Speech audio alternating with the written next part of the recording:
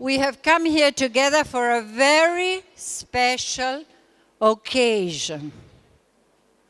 Immaculée is already in school and she is waiting to come along to give you her story, to tell you her story. It is a real treat for us here in Michelham to be able to have her. Thank you all for being here, parents, the board members, Parents Association, delegates. What is it, Ms. Biakawa, darling? I lose my concentration. Okay, teachers, heads, everybody, thank you for being here. Children, above all, children. We live in a time of hope, children. But we know that hope is only as good as the hands that we offer to make things happen. Same thing as we prayed this morning. Okay, so in order to keep this atmosphere of quiet, we're going to start with a song to welcome Immaculée. So here we go. What are we going to sing? Vida en abundancia. Okay?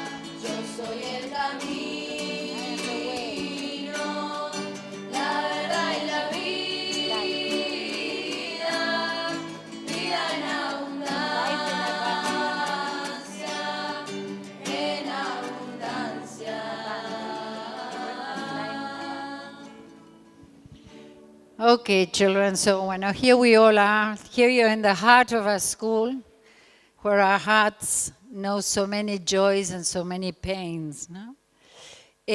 Well, Immaculée, with your beautiful name, we have so many statues of the Immaculate Conception around the school. It is a wonderful name to bear. No? And it is an honor to have you here in my school, in our school. You're a living testimony, Immaculée, of the healing love of God and the strength of prayer. On the threshold of the year of mercy, Misericordia, I find Misericordia is a better name because it's to place our miseries and our weaknesses in the heart of God, who heals everything, who transforms death into life. So we are on the threshold of this great year. Your story reveals to us that even in the most dire conditions, God makes his presence tangible. We can feel him. He loves us. He is there. He will heal us. We can overcome any difficulty. So the children here have learned where you come from, your dear country, and the dreadful time it went through in 1994. You will tell them about it all. We want to hear your message. As a country, we are going through a time of hope. We have to dare to trust, dare to hope, and we can only do so with the help of our Lord. So, Immaculée, you are blessed, darling. Thank you for being here this afternoon.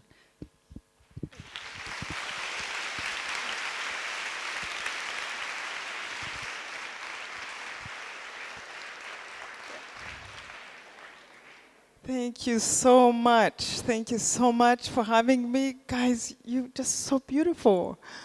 All of you. It is a joy to be here, especially to see you as young people, kids, and it just touches my heart. And knowing that you are in the church of God and in front of Our Lady. Mary appeared in our country, and writing about her, I have written a book about her. I have spoken a lot about her with the missionaries, and I love her dearly as a mother. And just to see you, I can only imagine the joy in her face, looking at you as her children, because you just look it and the joy. So I'm so glad that we're in this beautiful church and in this beautiful school, also dedicated to our Lord and dedicated to her. So you are very blessed to be in God's school. You are very blessed to have beautiful parents I just met who so much care about you. Our Lady used to tell us, we are flowers. We are like flowers. And each one of you is. And she would tell us, always pray. When you pray, it's like watering the flower. And if you don't pray, the flower can get dry. So I give you that message from her, and please continue to pray. So it is a joy to be here, to share my faith, to share my story. And I know even you, as young as you are, all of us have some story to share, a little challenge we are going through and we have overcome.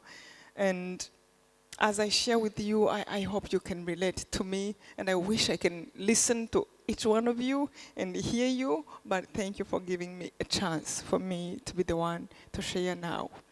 I love your country. I love Argentina, and I love our dear Pope we share, Pope Francis. You must be very proud. We used to know Argentina because of Maradona.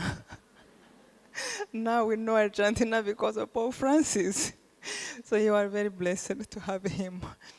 The experience I went through was terrible. And by the way, thank you for knowing English, so I don't need a translator. It's never easy. So here we are speaking in English. And so the experience I went through was terrible. And I remember when I was writing, I used to think, oh, many young people are going to read this.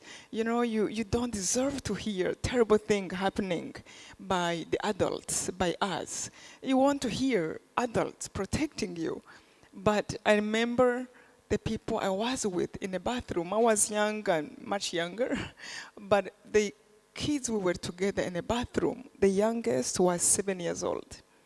Others were 12, 14. So that gave me the courage to write the story, because I know when tragedy hits, when bad people, when they abuse, bad things can happen to kids, can happen to young people. And that's why I pray as I was coming here and hoping that what I say, at least you get a tool from my story, that whatever you can go through, you know where to hold on to. You hold on to God.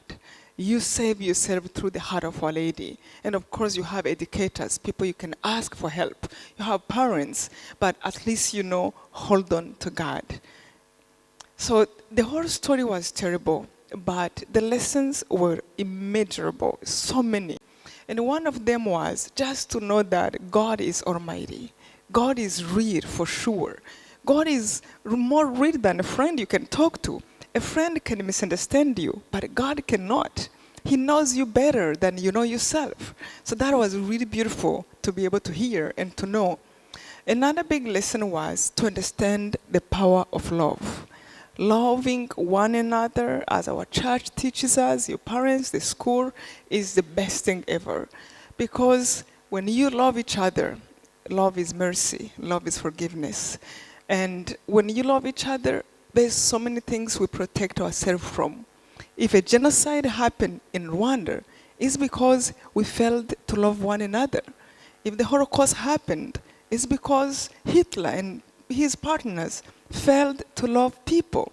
And it is by each one of us individually choosing to love each other, not sometimes, but every day, every moment, that we can hope that things like wars, genocide will not happen. And love is in simple ways.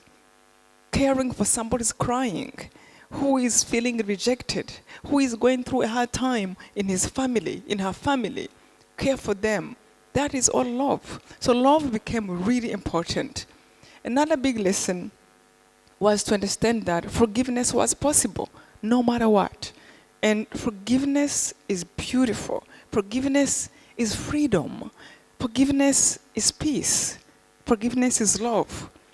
I knew what it is, and I know what it is to be angry. I was there, and I thought I had a good reason to be angry until I was able to let it go, and then I can feel peace in my heart. And I cherished it.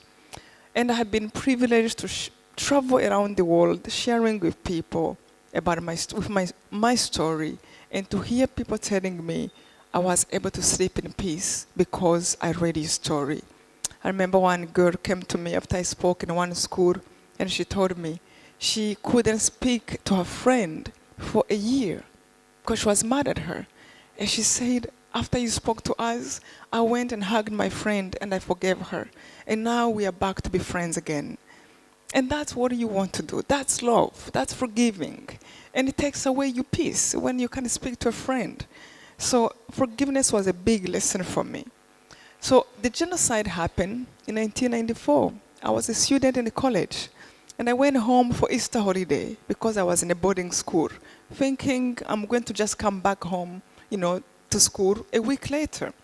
And I never forgot the day it all started. It was Wednesday, April 7th. My brother, who had just finished his master's degree, came to my room, pushed the door, and gave me the news that the president of the country died that night. I remember jumping out of the bed and screaming to him, "Oh my God, they're going to kill us." Why I say that, and why that moment is very strong in my heart, is because we were prepared. You know, when something is about to happen to you in life, that's why prayer is so important, because when you pray, you can hear the voice of God. You can see and hear little warnings of God. But when we don't take time for silence and to listen, then we never hear. But God had prepared us in Rwanda. One of the things that prepared us was the leaders of the country have created a radio for 2 years before the genocide, where the journalists were literally spreading hatred among people. The journalists will say things like, "One day we will kill them. Have you seen that tribe? They're not human beings. They have tails, they have horns." And they will laugh. And they will say things like, "Give me scotch, give me whiskey." so that no one will take them responsible for what they were doing. But later we find out actually that radio was founded by the leaders of the country so that they can make the separation between people. So the leaders who were on power belonged to one tribe, and their evil way of trying to protect it was to kill our tribe so that they will not challenge them. Another thing that prepared us, that we knew somehow something bad can happen, was the apparitions of the Blessed Mother, our dear mother, the mother of Jesus and ours. She appeared in Rwanda 12 years before the genocide to high school students, your age, 14, 16 years old. And she used to give them an appointment. So it was a very different apparition in many ways. I mean, Our Lady comes how she wants. But she used to give an appointment. For example, she would say, I will come August 15 at 4 o'clock. And then there will be like 100,000 waiting on that day. And they built the podium where the girl would go and wait for Our Lady. The second Our Lady said she would come, she would fall on her knees and start to speak to Mary. I remember one of the things happened. Sometimes Mary would show them people killing each other with machetes.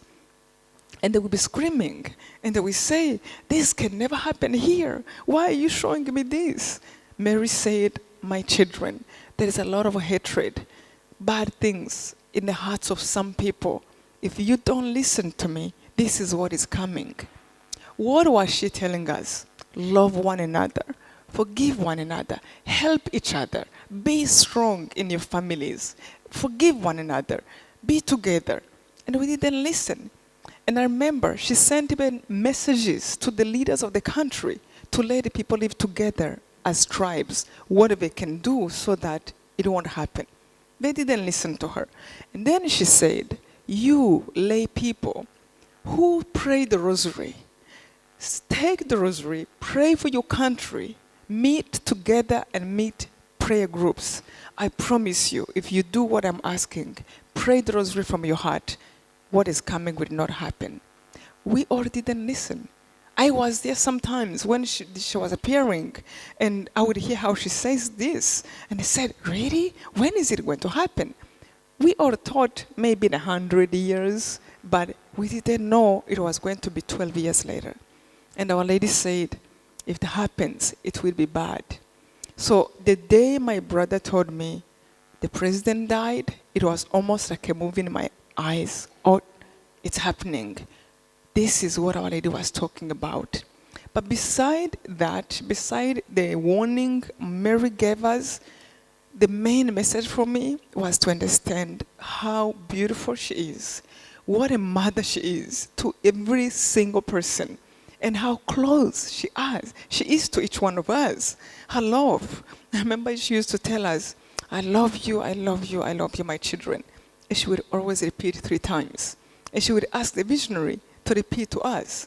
And by the way, this apparition had been approved by the Vatican 25 years later, after they did all the investigation. So it is now actually the first apparition to be approved in Africa. And I have to share this with you. One experience I have with the apparitions, just for you to understand a little bit how Mary is so beautiful, and please just listen to her, read more about her. You have such a beautiful mom who understands you. And I have children. I always remind them when they go to school, remember, you have a mom who stays home and a mom who goes to school with you. And that's Mary. So if you're having trouble, talk to her quick and come home and tell mom who stayed home. And I tell you the same thing. But anyway, one time I was in school and there was an apparition happening on Friday.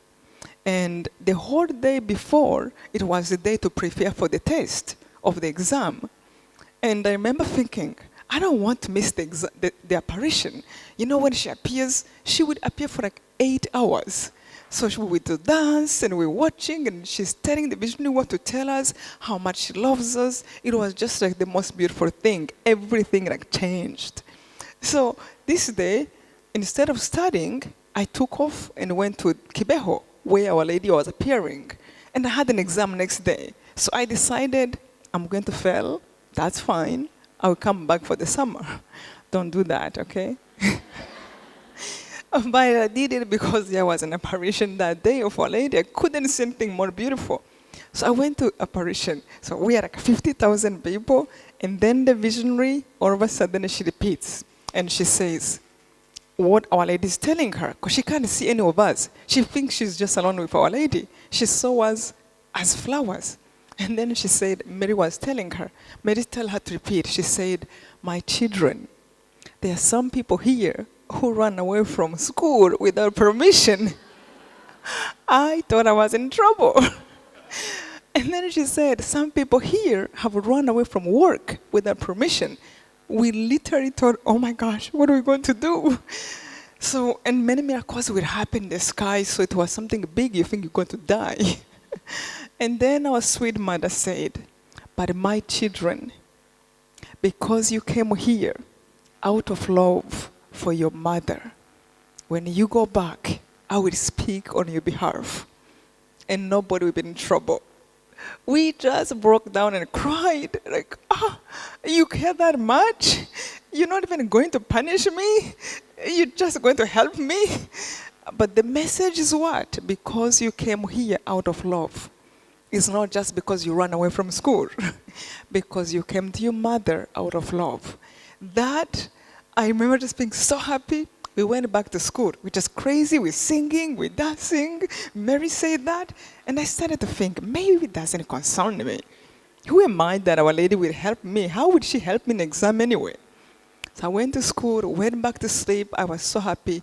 8 o'clock in the morning, I had to present myself to the exam. And I woke up about 5 o'clock and I said, I am going to have 0%. This is so bad for my reputation. So I took the book to study. 350 pages. How am I going to study in 2 hours? I was just losing my mind. So then I said, okay, I decided to fail anyway. Let me just take 10 pages out of 350 pages. If any question comes out of that, I can help myself. If not, I will fail, because I knew I was going to fail anyway. And I went to the exam 2 hours after. This is the truth of my heart, and shocked me. The teacher brought us the test. Every single question came out of those 10 pages. I can't swear, I'm in a church. And every single question, I wish I knew this. I would have studied even better, but I can't. Now it's too late.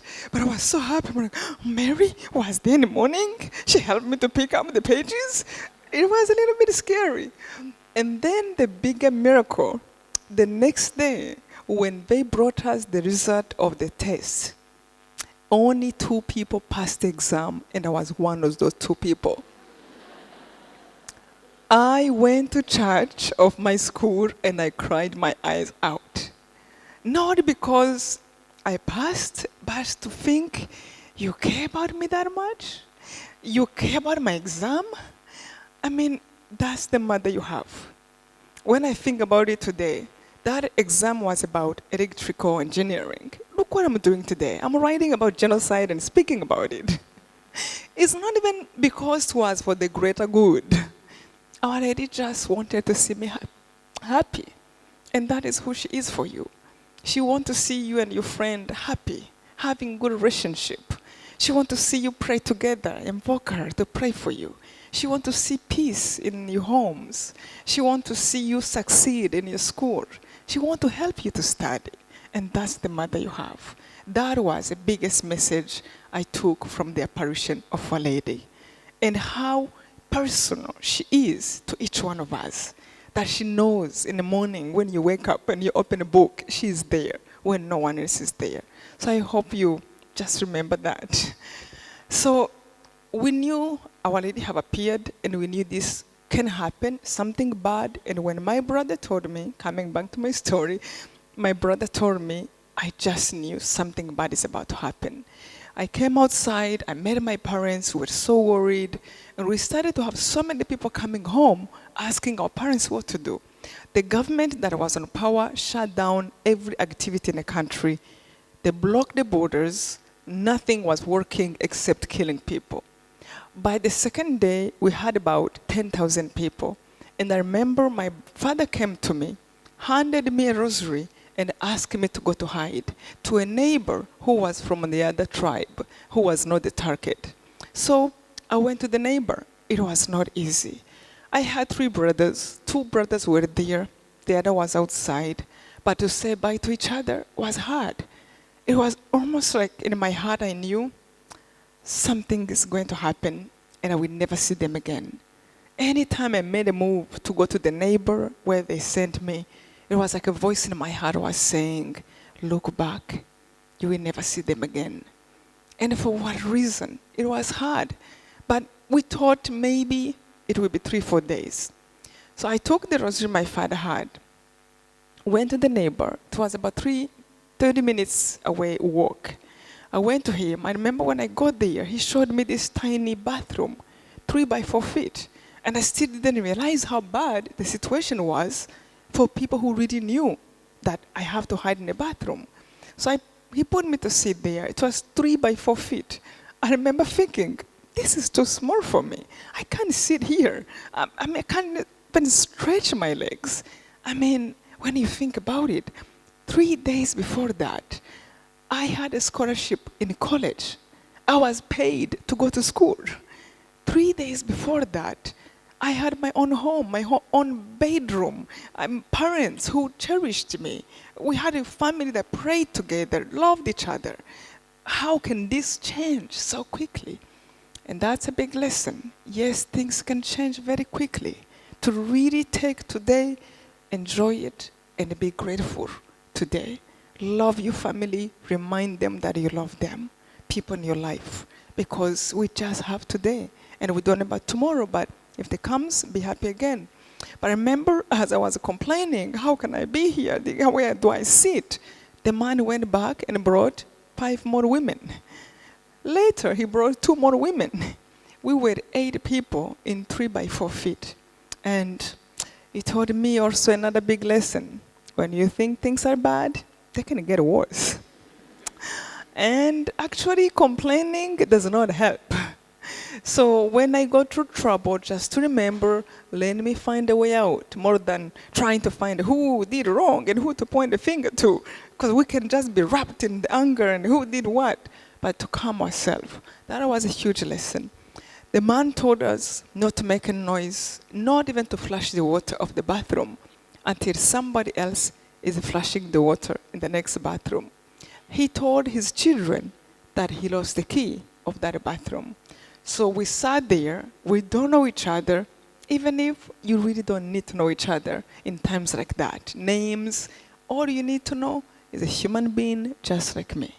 We cry for the same reasons, we laugh for the same reasons, and we're in trouble. So we sat there on top of each other, and about 3 days later, he was able to bring us food, and the food he could afford was the leftovers of his children. And we had to close our eyes and just eat in one plate, 8 of us.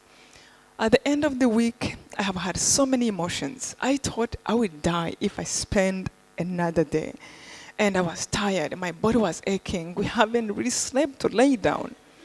I remember when he came to talk to us, I grabbed his foot and asked him if he can put the radio outside, so at least we know what is going on in a country. He was kind. He put 3 radios, different channels in different corners. I couldn't believe what was going on in the country. The leaders who used to hide behind the private radio, they were out calling everybody to go home by home, to go to churches, destroy everywhere Tutsis have been running to. And then they gave order to go home by home every day to see if anyone is hiding in the homes of the other tribe, because not everybody was killing in the other tribe, not even half of them. There were many great people. So we heard what was going on, and I will never forget the day they came to search. It was bad enough to spend time there. It was bad enough to hear people are dying in churches and stadiums, but to know that somebody is going to come to hunt for you was worse. And I never forget the day they came for the first time. I was stretching and I saw them through this tiny window of the bathroom. I couldn't believe it. Was a big group. They were dressed in banana leaves. They had all kind of arms, machetes, grenades, guns around them. And they came inside quiet, and then they started to scream and searching everywhere. I mean, it was a 4-bedroom house. It wasn't a big home where you can think. You can hide under something. It was all that was there. The only thing that was going through my mind was, it's over. They're going to find me. They're going to cut me in pieces. And for what? What have I done? I remember feeling like I had 2 voices over my shoulders. Nothing too strange. You know when you're going through a little challenge and there's one voice that tells you, do it, give up. And another one, don't give up, do good, don't. Always 2 voices fighting over us. One voice was telling me, open the door. And the torture is too painful. You can't take this. It was like 1,000 needles are going through your body. Just the moment to wait for them to discover you. Because you know you're going to die. And this voice sounds like you being reasonable. Open the door. Why wait? Then I felt like there was another voice, something much nicer, telling me, do not open the door. Ask God to help you. Remember who God is. God is Almighty. Remember what Almighty means? It means He can do anything. You know what anything means? Even if they find you, they might not be able to touch you. So you have every interest, every reason to believe in God, to continue to hope in Him. That was good. If I can now really turn to that voice and just believe in God. But all of a sudden, the body voice convinced me, there is no God. Forget about that. Where is He? You know how many people dying? Innocent people. Forget about what the priests have told you. He doesn't exist. Even if He was there, He can't hear you. And I lost my faith just like that. And I remember the nicer voice, something telling me, before you lose your faith, at least ask God to give you a sign that He can hear you or not. And I remember turning to the nicer voice with every part of me. And I remember begging God, if it is somebody who created me, if it is somebody who controlled my breath, if it is somebody who put together all this, who created this earth I'm standing on, the moon, the stars, the sun, I am begging you, just give me a sign. Can you hear me? Are you there? Is anyone there? The thing is, if we don't have the belief, I believe in God, Father Almighty, if you don't have that, you don't even have a chance to ask any question because you're just done. You don't believe. But if I believed, at least if I don't understand, I can ask God. So I just wanted that. Do I even believe?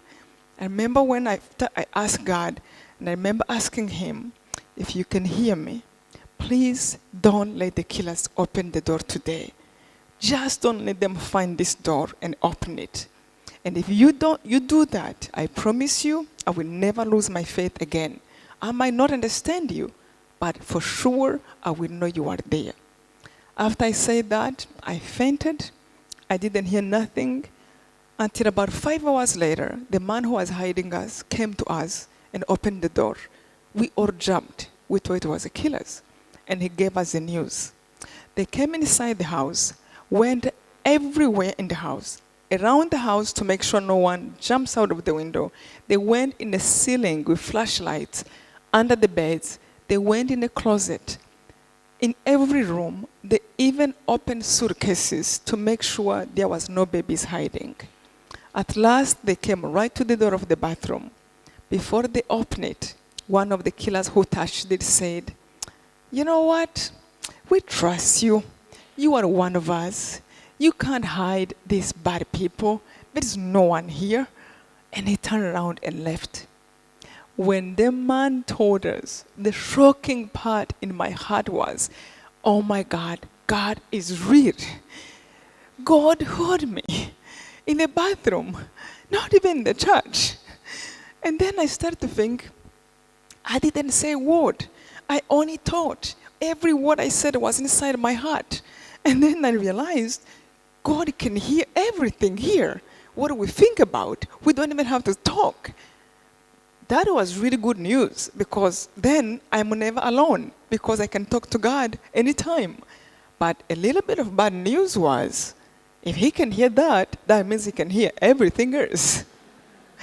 So that means we don't have any privacy. That was a little bit scary. And then I started to speak to God like I'm talking to you. Okay, God, so I'm really angry. You know what they're doing to me, and I hope you don't have a good reason because he knows anyway. So I would talk like that, and I feel like God was just like very easy. Okay, let's keep praying. I remember I asked the man to give me the Bible so I can read more about God. And I remember every page, seemingly, every page I opened, it seemed like it says, pray for those who persecute you. And I would close the page. No, my enemies are really bad. Every other page I open, love your enemies. Oh, my enemies are terrible. Close the page. Forgive those who hurt you. How many times? 77 times. Really? Not even once. Close the page.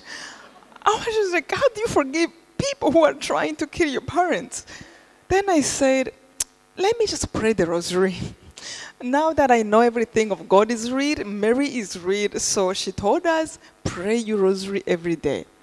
I remember when I said my first rosary, it takes about 20 minutes, and to me the rosary is like the New Testament, really, is meditating on the Bible in one sitting in 20 minutes. So when I said the rosary for the first 25 minutes, I felt like I moved from hell to a place of air. I felt so good. I felt so much peace. All of a sudden, my anger shut down, just like numbed. All of a sudden, my fear or just shut down, calmed down. Then I said, oh, this is good. When I stopped, it was like hell was back in my heart again. The bad voice was back. They will rape you. They will kill you. They will cut you in pieces. I'm like, okay, let me say the rosary again. I don't want to hear that. I said another rosary until I prayed all day. I prayed every single day. One time I counted how many rosaries I said. I said 27 rosaries every single day. And I used to complain about saying one rosary. And before I finish, after I finished 27 rosaries, I realized I couldn't sleep. Then I started to say every single day, adding to that 40 Divine Mercy chaplets. Because they are shorter, so I was able to say more. It took me from 6 in the morning until 10 o'clock at night. So all day I was praying. If I wanted to speak to God, to meditate, it was around the mystery. Our Lord is born, think about that. What happened? Where Mary was? Saint Joseph, where the shepherds were. So I would be around there, the trees, I can hear the child crying. Just like to take a time to be around them. That's how I spend my time. So I remember as I kept praying, I started to hear the bad voice again. The bad voice telling me how bad things are going to be. They will kill you. And yet I'm saying, Hail Mary, full of grace. How come the voice is finding its way beneath my prayers? And I started to get scared again. So something told me inside, pray with all your heart. Mean every word you say. Really let it come from your heart. So let your ears hear it. If you do, then the bad voice will not find a way to keep torturing you. And I said, okay, let me do that. I remember starting, Our Father, who art in heaven. And then I said, Our Father, our Father. It means the Father of everybody. But I can't say the father of the bad guys too, because he can't be their father, only for the good. Then I remember something saying, well, think about it. If one of your brother does wrong, does your father stop being their father? Or your mom stop being their mom? Actually, your father will spend more time feeling bad and caring for the one who have done wrong. I say, yeah, that's right. If I have to accept who God is, He's a father, I have to accept everything He is. I say, okay, fine. He's the Father of the bad and the good. Then I'm like, our Father who art in heaven, of the good and the bad. And then I remember going through this part, because now I'm trying to mean everything. Forgive us our trespasses, as we forgive those who trespass against us. And then I remember thinking, what? No, I can't. That is a statement, like I forgave, but I cannot forgive. That is bad. I can't. I have not even forgiven. And remembering that God was now looking in my heart, He knew I have not forgiven. I am lying to Him. Well, I had a better idea. I started to skip that part of the prayer because I didn't want to lie to God. What happened when you lie to friends? You lose them. And if God created us in His image, so we have a lot in common. So you can't say, I'm going to be truthful to my friend because I'm scared they will reject me. Now lie to the one who hears you from inside. The least you can do is to be truthful to God. Even when you can't forgive, just tell Him, I can't. Be truthful. So anyway, I skipped it and I felt much better. I wasn't lying to God anymore. I kept going through the prayer, skipping that, forgive us, but not them, and then go to the next part. Until one day, I was about to skip that part. You know what they tell us? Prayer really has the power to change us. All you have to do is to pray. Find how much you should pray every day and just be faithful to that. Prayer will change your heart slowly. So I remember one time I was about to skip that part. All of a sudden, I felt like something was telling me, hey, I hope you know our Lord's Prayer is not man-made. It's Jesus Himself who gave those words. If I were you, I wouldn't try to edit His prayer. I'm like, fine. What do you say now? You know, it's much easier to be ignorant, not knowing, than when you know. What do you say? Jesus didn't know what can happen to me? He's God. He knows everything. Look what He went through. Oh, well, what I thought there, after a lot of reflection, I thought, if I really want to be sincere to God, not to give excuses for myself, God created me. If He created me and He's the one who said, pray this way, He must know I am capable to pray that way. He knows my capacity more than I know my own capacity because He's the one who made me. So if I can't forgive, it doesn't mean that it's impossible. It just means I'm not there yet. So the least I can do is to ask Him, help me if I really want to be sincere to Him. I mean, if you want God to be on your side, at least do your part to also be sincere to Him. You can't tell somebody, give me, but I will not give you anything. I'm holding to me.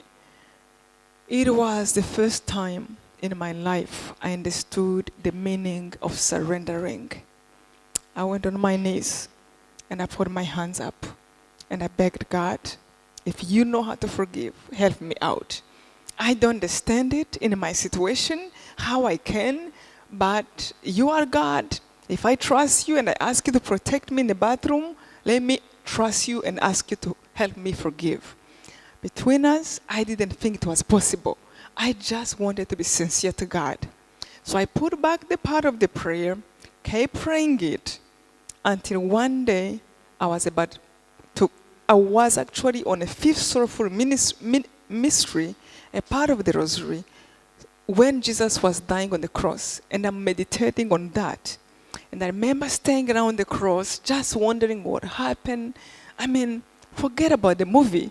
Think about what happened from the pages of the Bible. Jesus was caught at night.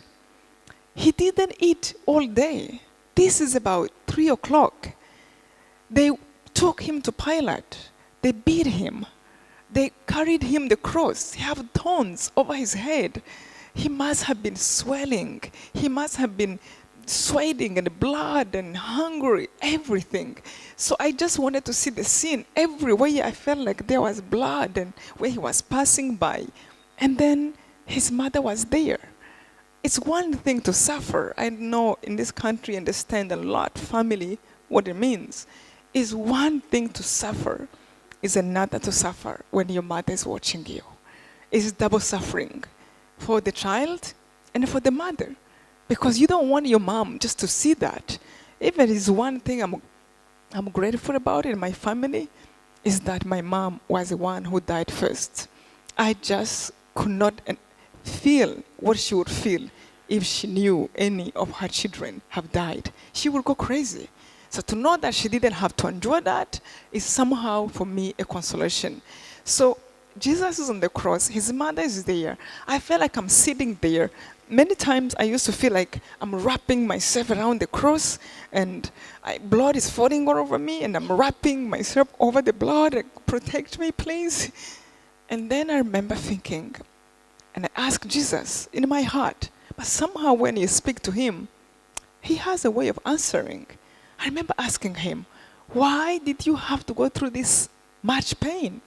Why did you choose the cross, this much suffering? Why couldn't you come like a rich person, the Pope, with the bodyguards and everything? Why did you have to come through a poor family or the rejection? He could have also saved us in one day, but he chose to live with us 33 years. Why? You are God. If you gave me a chance, power in 1 second in that bathroom, I would have killed 8 million people. But he doesn't use his power to hurt anybody. How? I felt like Jesus was speaking back to me. I lived your life. I went through all this because I loved you, because I care for you, because I wanted to show you, in case you ever go through anything I went through or close to what I have gone through, in case you are rejected, you are not well loved, in case you ever go through anything betrayal like what I have gone through, close to that, remember I was there before you. Learn from me.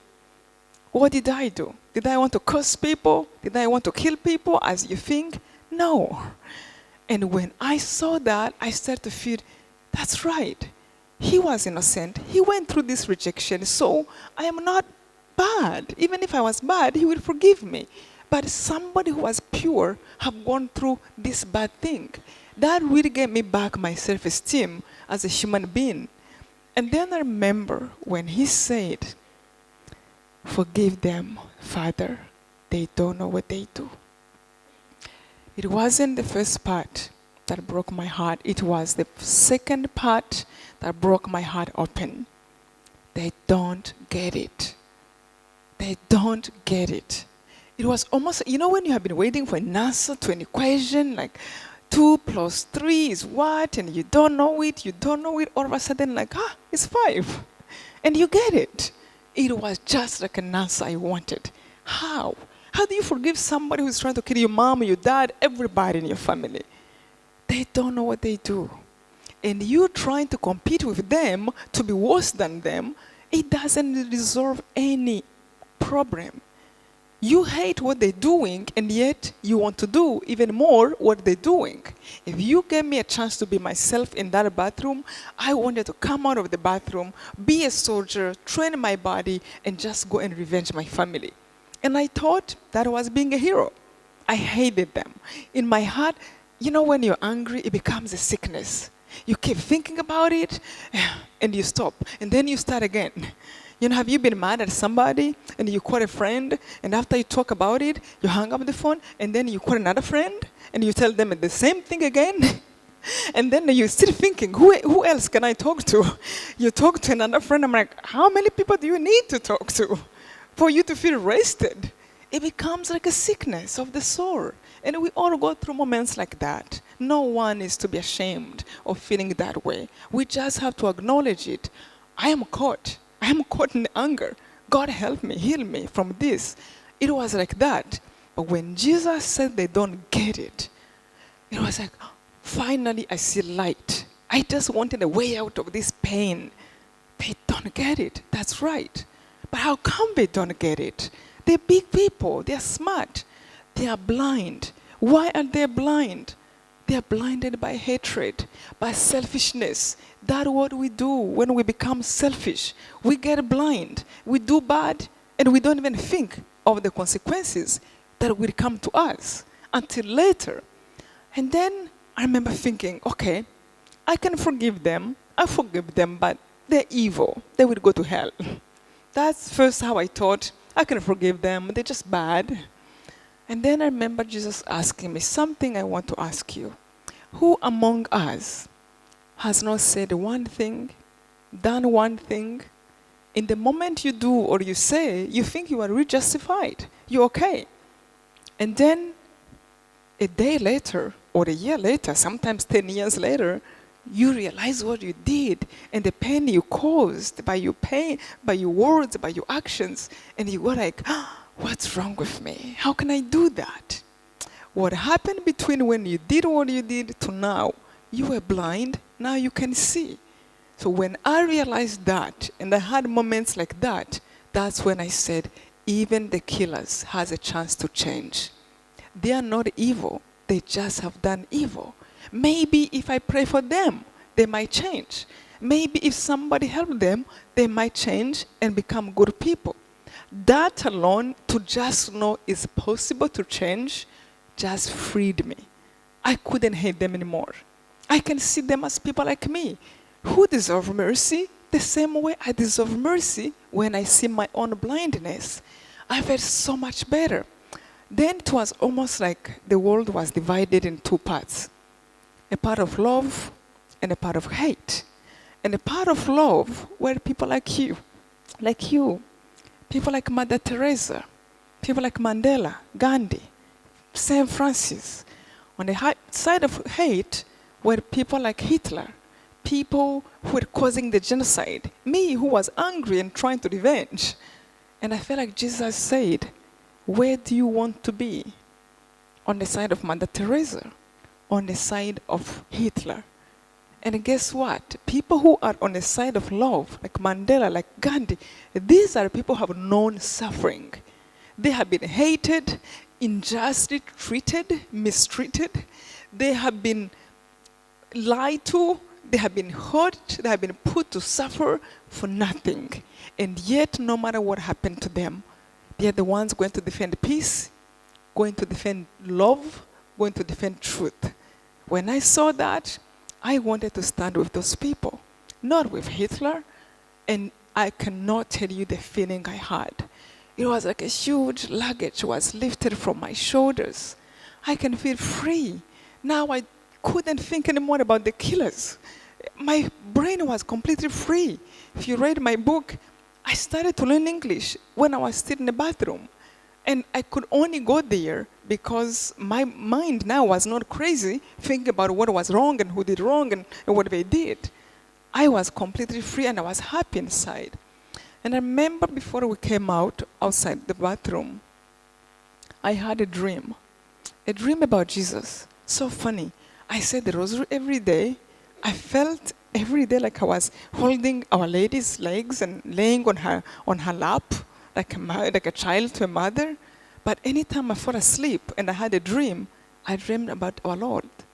And I had a few dreams about him. One time I was so scared and he came in my dream and he put a cross on the door. And he said, I promise you, I hear your prayers. Don't be scared. No one will go through this. And then I remember I woke up and I told the ladies, we are fine. And then they looked at me like I'm crazy. And then it was a dream. So another dream I had of him before we came out. I remember he was skinny, he was sad. And in a dream he told me, my child, when you come out, you will find out everybody in your family will be killed, those you left behind. And he said, but if you continue to trust me and to love me, I will be there for you and I will do more for you than what your parents could have been able to do for you. And I remember in the dream I said, if you take care of me, who else do I need? And when I woke up, I said, what? I said yes to that. I should have asked him to take care of my parents and don't let them die. And I convinced myself it was a dream. But 3 months later, the war was over. And then we were able to come out. The very first night we came out, I found out everybody I left behind was killed. Every home we owned was destroyed. Every little gift we had from mom, from grandpa, everything was burned out. The only thing I had was the clothes on my back. My mom was killed. My dad, my two brothers, my grandma, my grandpa, my schoolmates, my best friends, my neighbors. It was like end of the world. 1 million people was killed in a period of 3 months. Everywhere was dead bodies.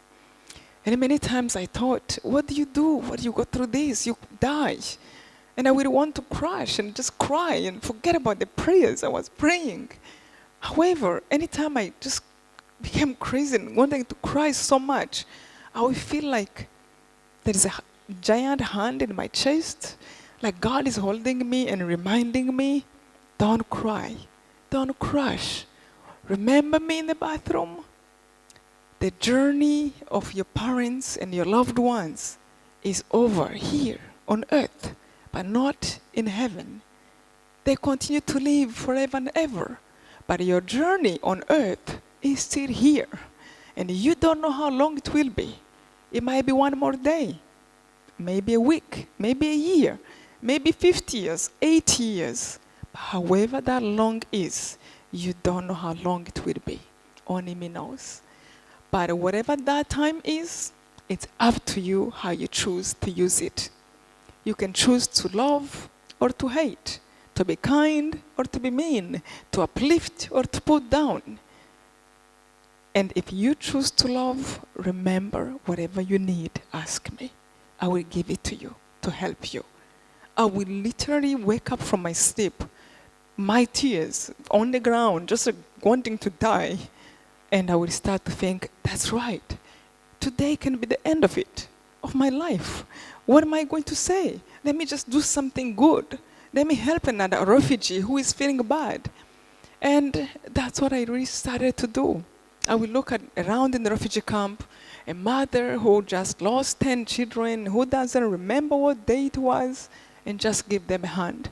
And sometimes sit down and listen to them talk, even if it doesn't make sense, because they're in pain, they have lost their mind. Just to listen to them, sometimes it was just enough to feel like I have done my job today. I listened to somebody who needed to share. Sometimes I would go and find a kid who had been cut their hands off or machete wound, and I would just speak to them. How can I help? Just touch it. That was love enough. And in the evening, I would pick up my rosary and pray to God and ask Our Lady to pray for us. And I would feel good. Even if I die now, it will be fine. At least I have done my best today. And that is really, to me, what becomes the motto of my life. Any day can be the end of our lives. And truly, each one of us, nobody knows how long we live. We just take it for granted.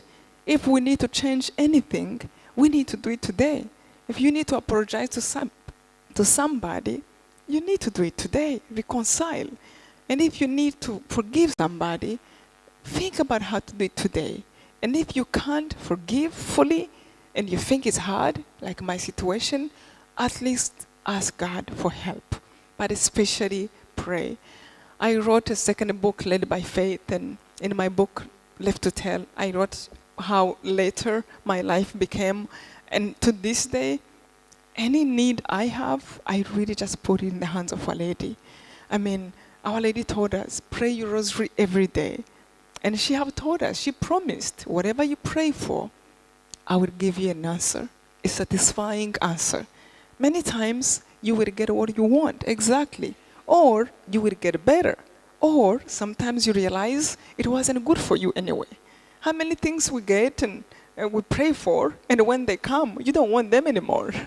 Or sometimes you don't want something, and when it happens, you realize it was a blessing. So it's good to recognize our humanity, our lack of power, our lack of knowledge like God, so that we can just be grateful every day. Even when it is painful, maybe God is doing something good. But however, I love the prayer of the rosary because anytime I prayed, really from my heart, forgiving everybody and say words, hearing them, a change comes and things get better. Even if you go through fire, in the end, you come out okay. And in 1994, 898, 4 years later, after the genocide, I came to the US, where I live now with my family. In 2006, I wrote my first book. Somebody was asking me how long it took me to write. The first draft of Left to Tell took me 3 weeks. It was like an obsession. I couldn't stop myself. And I just wanted to share. And I didn't know if I would ever publish. And the second draft of that book took me 3 months just to go back and correct and stuff. And the second book took me like 2 months to write. But it wasn't like an obsession, literally. And when I finished the book, I didn't know how to write a book. I didn't know how to publish. It was my new country, new language. I'm learning English. And I said, oh, the same God I prayed in the bathroom, he's still here in the US. So I'm going to pray to him. And this is the truth. And again, I wrote this in my book. I prayed the rosary for 3 months, fasting sometimes, not fasting fully, but sometimes, no sugar or no dinner or no lunch, or just preventing myself something. 3 days later, after I finished the book, I met somebody who asked me if I can write a book. And I told him, I thought about that. And then he said, I promise when you write your book, I will publish it.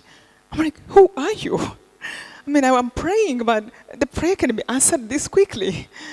So God is real, especially for you young people. Know that the world have hope in you. We have hope in you. You are young, but there is a lot ahead of you. And there will be challenges, but hold on to prayer. And another prayer Our Lady taught us in Kibeho that is really beautiful is a prayer called Seven Sorrows Rosary.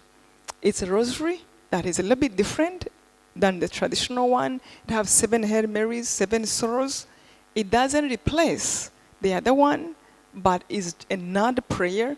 And our Lord, Our Lady have told us, if you pray it from your heart, it will resolve more situations, even more. It is a blessing, it is a grace, a gift I get from God for you. So I spread it a lot. I have a beautiful lady friend now, Macarena. She came to Rwanda, and you can actually talk to her later. She can teach you about that prayer. I wish I brought the books. I can send them to your school later. But Our Lady wants us to help her to spread that rosary, 7 Sorrows Rosary. Now we have few ones actually. If you can talk to Macarena again, we can tell you about it later. But few things have been happening through this rosary, 7 sorrows. Miracles have been happening. And that's what Our Lady wanted us to know.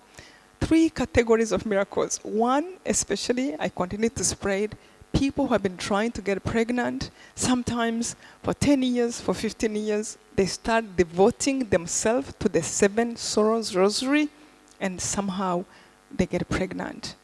But not for the students. Not for the students. You can say it for your parents. And you can say it for any other problem. For married couple. Only married couples. So a miracle continued to happen truly with this 7 sorrows rosary. For especially Our Lady gives babies to couples that have been trying. Amazingly, I have about 15 cases of people who have just tried and haven't worked for 10 years, and all of a sudden they get pregnant. I'm so privileged. Many people end up calling their children my name, Immaculate. I'm like, not me, call her Mary. But it is a beautiful thing to be able to see the power of the prayer. Another thing happened through that rosary. I mean, anything you pray for. But this is people who come to me mostly to share. People who have been sick with cancer and somehow different incurable sicknesses, and somehow they heal through that devotion. I mean, I have 2 cases of stage 4 pancreatic cancer who healed. After they have told them it's over, they're dying in 2 months, and they start to pray with their family every day, and they heal. Again, I can only say this because I already promised. But as you know, a rosary is not a magical thing. It's about our faith, how we talk to God, and we ask for that gift. We ask for that healing. And our Lord have told us, ask, it shall be given. So don't be scared to ask. Don't be scared. Whatever you ask, and maybe if the desire is in your heart, ask for it, for help. And if sometimes when I feel like maybe I shouldn't ask, but the desire is there, I tell God, if you don't like my prayer, at least take away the desire. I don't want to feel this if I don't want to pray about that. So if it is there, pray for it, especially if you know something loving, something not against the 10 commandments of God. So you will know it in your heart, it is good or bad. But if it is good, pray for it. And our dear mother come to help us, to give us help. Anyway, it has been a privilege to be able to go around the world. I do speak almost every week to share. I used to work with United Nations, not anymore, and I love this better. I had to resign because I travel a lot, and I could not be in a better place in my life than being able to be on the stage where I share my faith, speak about Our Lady, speak about Jesus. It just has been such a gift. I couldn't dream about this when I was young, going to school, but somehow it just feels like the right thing, the right place where I am. And before I go, as I started telling you, I know I'm speaking to a group, but I'm speaking from my heart to each one of you. Each one of us has their own struggles, little challenges or big challenges. But I really just want to speak to you from my heart to yours. Please, no matter what happens to you, remember, there is always hope. Hold on to God. Even in dying, there is hope. There are many people who die happy. Just know that I have done my best and I'm ready for my Father. That's how I want to die. That's my prayer, that I would die wanting to go. After I say bye, I have arranged everything. There is always hope with God. And please pray. And for those who love the rosary, who prayed, who don't know it, I recommend this prayer so much. If one mother said, pray it daily, she knows why. And she knows it's for our own good. So whatever she says, I just want to do it. Whatever our Lord says, I just want to do it. And if I fall, wake up again. And if I fall, go to confession and beg God for forgiveness and beg God for help. And I have gone to the prison where I met somebody who killed my family. And I offered them forgiveness. It was easy because the work was done when I was still in the bathroom. It was just good to see truly this man could not have known what he was doing. Now he's in a prison, have left his family. It was almost like God was telling me, you see what I meant? He could not have known what he was doing. If he knew, he would have done something good that will help him to be a better father, not to lose his family. And I offered him forgiveness. And please, if I can forgive, anyone can forgive. Dare to go there. Even little things. Don't let anything linger. Forgive everything. Even the things you don't remember. Ask Our Lady, help me. And also have the courage to apologize. Because when we apologize to people we have hurt, we help them to forgive quicker. And then we are all happier. If I can forgive, anyone can. It is a joy to be in your country. It is a joy to come to this beautiful school. Thank you so much. And please pray for me, and I will remember you in my prayers. Thank you. Thank you.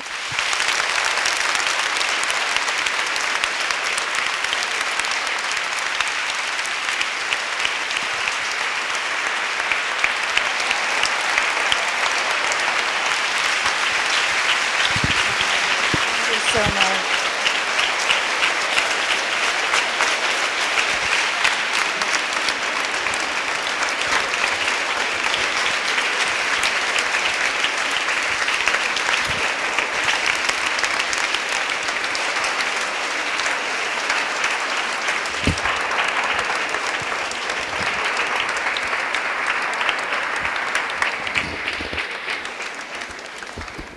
Monsieur Paul, we had some questions, Immaculée, but you know what? I don't know, Diana, you were leading the questions, But I think you've spoken about, it's so complete, everything you've told us. I don't know, Diana. Have you answered everything? Is there anything about, let's see, children, you prepared some questions to ask Immaculée, but it has been so all-comprising and so, the nitty-gritty was very clear. All the questions we were going to ask you have already been answered by your wonderful words. So there's really nothing else that we would like to ask, because we wanted to ask you about faith, about mercy, about your feelings, about what you felt before this happened and now, and you've answered everything. So thank you so much. Perhaps, how do you plan to continue? Through prayer, no doubt, finding out what each day holds in store for you. But perhaps, yes, how do you think about continuing your life's work, or bringing people together, or trying to instill forgiveness, love, prayer? That's a very good question. I really just continue to pray and to pay attention to the voice of God inside, to pay attention to the things that happen. You see, it's not like I ever wanted to be here today, or I even wanted to write. I didn't dream about it. Some people dream about writing. Then here I am. I actually have 7 books now. So I just continue to listen to the voice of God. And I pray every day for obedience. I pray for humility, and I pray that I am easy to God, to the Holy Spirit. So if I see something good and I have the strength to do it, that I don't become lazy or say, no, I just want to feel good, I don't care. I pray for love, and I pray for that for all of you, so that we can be sent and we can know the voice of God, for the wisdom and discernment of where we should be. Because not everything is so clear.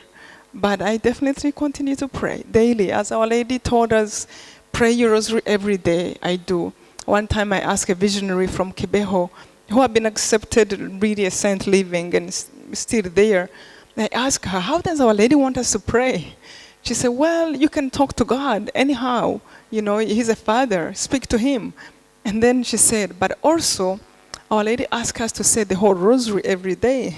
Like that time it was 15 mysteries, 15 decades.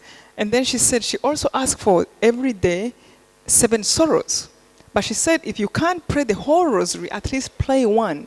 If you can't pray the 7 sorrows every day, at least pray it Tuesdays and Fridays. And then I told her, Our Lady meant the whole rosary every day? Like 15 mysteries? The visionary became very serious, and she said, Immaculée, when Our Lady asks for something, she knows it is for the good for us. So it's like telling a doctor, do I need all those tablets? Do I need all this medicine? You can take a little, you can heal slowly, or you can get help and really enjoy it. So everything Our Lady says is for our own good. The daily rosary, if you can, daily mass, for sure, respect our church. And the Eucharist, everything she does, every single thing, including when she asks for building the basilica, is for her son. So when I speak about Our Lady, how much I love her, I just love her affection. I love that she leads me to Jesus. She teaches me how to do it better. I have to give this little joke. One time somebody told me how Jesus was in heaven, and that kind of relates to what I know about Mary. And I continue to listen again as she guides me to Jesus every day. And they said how Jesus was walking in heaven, and he saw so many people coming all of a sudden. And then he went to Peter, who have not the truth, have the key to the gate of heaven. And then he said, Peter, this is a joke. And he said, not a message. And he said, Peter, how come there are so many people in heaven today? And then Peter said, my Lord, I'm checking them well, but your mother opened the back door. And that is the kind mother I know. So whatever she's telling us, go to Mass, spend time in the Eucharist with the Blessed Sacrament, respect your parents, help your elders, your grandparents, help them. She just knows. When she said pray the rosary, she knows it's necessary for us. Thank you. Thank you so much. Thank you for your generosity. Thank you for all your lessons, really. Bueno, we're going to finish children singing our song, eh? Soy pasionista. Come on. They want to continue listening to you. That's what happens. So who's going to, there we go.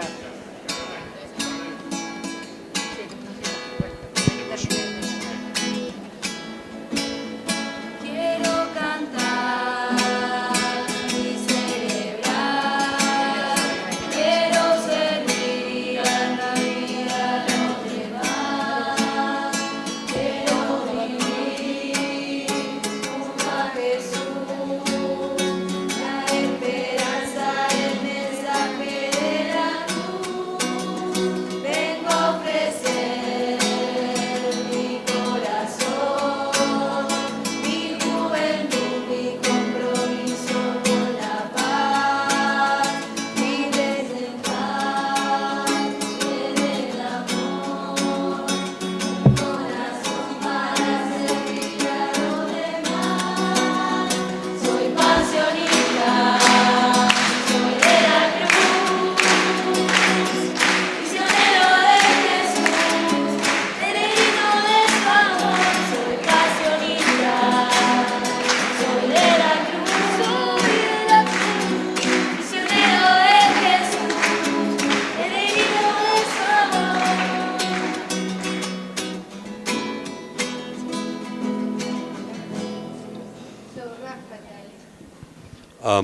Immaculée, on behalf of our community, we would like to thank you very much for being here. This is a small present from us for you. I think you're going to use it for sure.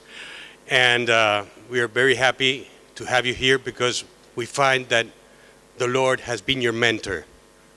So your story is really moving and is moving all of us. And you will find that once you leave this place, this special place for us is our chapel, it's not going to be the same. Thank you.